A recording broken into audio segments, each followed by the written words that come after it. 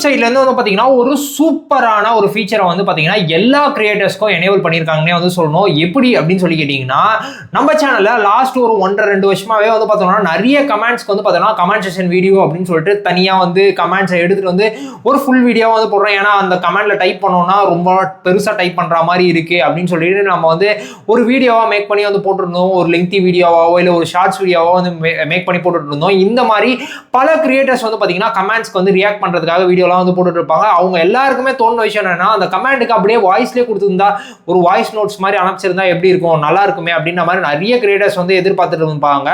இப்போ வந்து பார்த்தீங்கன்னா ஃபைனலாக யூடியூப் ஆப்பில் வந்து பார்த்தீங்கன்னா யூடியூப் கிரியேட்டர்ஸ் யார் யாரெல்லாம் இருக்காங்களோ எல்லாருக்குமே வந்து பார்த்தோம்னா அவங்களுக்கு அவங்களுடைய சேனலில் அவங்களுடைய வீடியோக்கு வரக்கூடிய கமெண்ட்ஸ் எல்லாத்துக்குமே வந்து பார்த்தீங்கன்னா டேரெக்டாக அவங்களால வாய்ஸ் நோட்ஸாகவே வந்து ரிப்ளை வந்து கொடுத்துக்க முடியும் அந்த கமெண்ட்ஸை.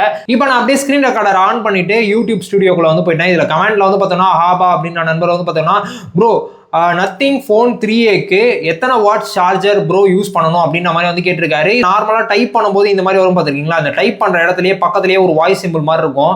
ஜஸ்ட் இந்த வாய்ஸ் சிம்பிளை கிளிக் பண்ணோன்னா மேக்ஸிமம் வந்து பார்த்தோம்னா நம்மளால 30 செகண்ட்ஸ் வரைக்கும் வந்து பார்த்தீங்கன்னா ஒரு ஆடியோ வந்து சென்ட் பண்ண முடியும், ஒரு வாய்ஸ் நோட்டாக வந்து சென்ட் பண்ண முடியும். இப்போ நத்திங் ஃபோன் 3A பொறுத்த வரைக்கும் வந்து பார்த்தீங்கன்னா உங்களுக்கு 50 வாட்ஸ்க்கான ஃபாஸ்ட் சார்ஜிங் சப்போர்ட் வந்து இருக்குது. நீங்கள் வந்து பார்த்தீங்கன்னா நத்திங் ஆர் CMF உடைய 65 வாட்ஸ்க்கான சார்ஜரை வந்து யூஸ் பண்ணலாம். ஆனால் அது கொஞ்சம் காஸ்ட்லியாக இருக்கும். இல்லை எனக்கு இதை விட கம்மியாக வேணும்னு நினச்சிங்கன்னா நீங்கள் அமேசானில் வந்து பார்த்தீங்கன்னா கோஸ்டாரோடைய 65 வாட்ஸ்க்கான கேன் சார்ஜர் வந்து இருக்கும். அப்படி இல்லைனா ஆம்ரைனுடைய 65 வாட்ஸ் கேன் சார்ஜர்லாம் இருக்கும். இந்த மாதிரி கேன் சார்ஜர் எல்லாமே வந்து நீங்கள் யூஸ் பண்ண முடியும். ஸோ அதெல்லாம் வந்து பார்த்தீங்கன்னா ஒரு 1500 1200 அந்த மாதிரி பட்ஜெட் செக்மெண்ட்டில் வரும்.